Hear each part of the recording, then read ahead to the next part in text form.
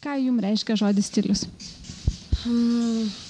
Stiliaus savoka man labai plati ir tikrai ne drabužiai. Aš pati tiem drabužiam paradoksaliai skiriu labai mažai vietos.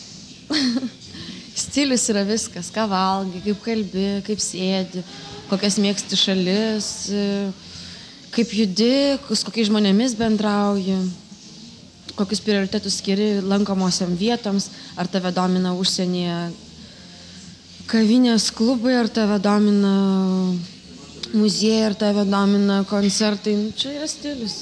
Gal galėtumėt patarti, kaip švenčių metu atrodyti gražiai ir stilingai?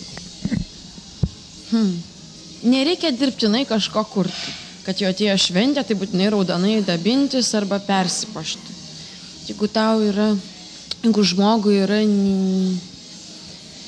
prie širdies vienoks stilius, tegul jis toks ir išlieka švenčių metu. Nereikia kurti kažkokių dirbtinų. Jeigu žmogus, pavyzdžiui, visus metus neužsidės niekada aukštakulnių batelių ir nemėgsta papuošalų, kodėl jis turi save priversti su ta bižuterija, kuri jam spaudžia, nejaukiai jaučiasi arba tie aukštakulniai trina būti. Būk toks, koks esi.